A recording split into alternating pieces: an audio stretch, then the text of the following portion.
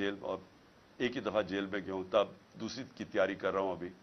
तो मैं जेल में भी गया सिर्फ अपनी एक आज़ाद अदलिया के लिए और एक रूल ऑफ लॉ के लिए, और हमने, हमारी पार्टी छोटी सी थी, पूरी तरह शिरकत की। तो मुझे तब याद है कि जब वकला की मैंने जज्बा देखा, इनका जो इनकी दिलेरी मैंने देखी, और जो जो कमिटमेंट थी रूल ऑफ लॉ के लिए, मैंने वो अपनी आंखों के से देखी। अब बहुत ज़रूरी है, क्योंकि अब भी वकला के अंदर माफिया आ गया है, और वकला के अंदर माफिया तकसीम करके बैठा है, और वो इन चोरों के साथ खड़ा है। तो मैं आप सबको अपील करता हूं कि ये टाइम आ गया है कि आपने हर तैयारी करनी है। आपने किसी सूरत इस टाइम के ऊपर अपनी अदलिया को नहीं छोड़ना, अपनी अदलिया को तनहा नहीं छोड़ना। आपने, जो जुल्म हो रहे हैं, आपने इंसाफ के लिए खड़ा होना है। आपको अगर सड़कों पर निकलना पड़े, आपको निकलना चाहिए, क्योंकि जब तक हम अब जद्दोजहद नहीं करेंगे, हम इनको शिकस्त नहीं दे सकेंगे। और आखिर में मैं अपने नौजवानों को कहना चाहता हूं, अपनी यूथ को, हमारी माशाअल्लाह 65% आबादी हमारी 30 साल की उम्र से कम है। मुस्तकबिल आपका है। 8 लाख पिछले साल हमारे नौजवान, जब से ये चोर ऊपर मुसल्लत किए गए हैं, मुल्क से छोड़ के चले गए, उम्मीद खो बैठे हैं पाकिस्तान से। देखिए, मैंने अपनी जिंदगी का काफी बड़ा टाइम बाहर गुजारा है। मैं आपको एक आध चीज बता दूं कि देखें, बाहर जाके आपकी जिंदगी भी आसान हो जाएगी। अगर आप प्रोफेशनल्स हैं, आप ज्यादा पैसे कमा सकेंगे, आप कंफर्टेबल जिंदगी भी गुजार सकते हैं, बिल्कुल ठीक है। लेकिन जो अपना घर है, उसका कोई मुतबादल नहीं है। आप हमेशा वहां पराये समझे जाएंगे। आपको सारा वक्त, जो वो 3-4 जनरेशंस भी वहां पैदा हो गई हैं, उनको सारा वक्त एक धमाका होता है, उनको साबित करना पड़ता है कि जी हम दहशतगर्दों के खिलाफ है, और हम बड़े अच्छे शहरी हैं आपके मुल्क के, जिधर भी वो रह रहे हैं, क्योंकि वो आपका मुल्क नहीं है। हाँ, कई अपना रहे आते हैं, एडजस्ट भी कर जाते हैं।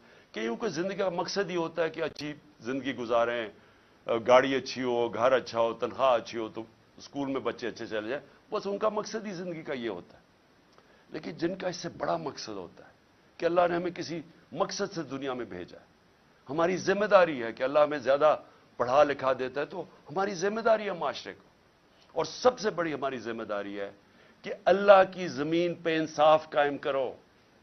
मेरे नबी सल्लल्लाहु अलैहि वसल्लम ने पहली चीज मदीना की रियासत में अदल और इंसाफ कायम किया था, फिर खुशहाली आई थी, फिर उरूज आया था, फिर उन्होंने एक जमहूरियत कायम की थी।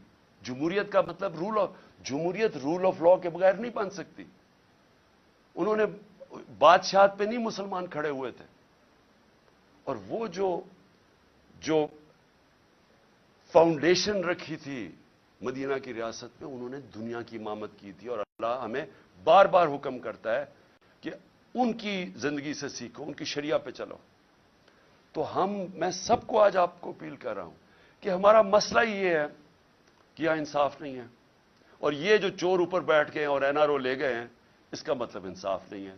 जब एक ताकतवर के लिए एक कानून और कमजोर के लिए दूसरा, इसका मतलब जंगल का कानून आ गया। जंगल के अंदर शेर के लिए एक कानून और बेचारा हिरन के लिए दूसरा है।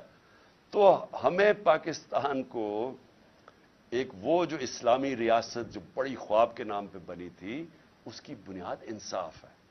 और इंसाफ के लिए जब आप खड़े होते हैं, इसको जहाद कहते हैं। और इंसाफ तो कमजोर चाहता है, ताकतवर तो अपने आप को कानून के ऊपर रखना चाहता है। तो जब ताकतवर के सामने खड़े होते हैं, ये होती है इंसाफ की जंग, जहाद।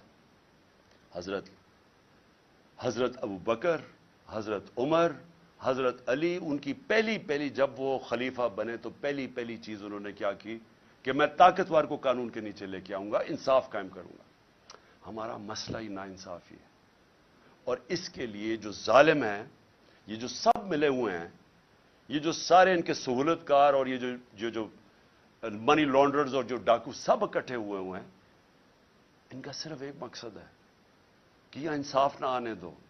इमरान खान को मेरी क्या लड़ाई है उनसे? लड़ाई ये है कि ये वो चीज कह रहा है कि इस मुल्क में अगर इंसाफ आया, तो जो हम यहां याशियां करते हैं, पैसा चोरी करके बाहर, बड़े बड़े घर, कानून से हम ऊपर, ये उससे डरे हुए हैं। हर आदमी जो इंसाफ से डरता है, हर आदमी जो चाहता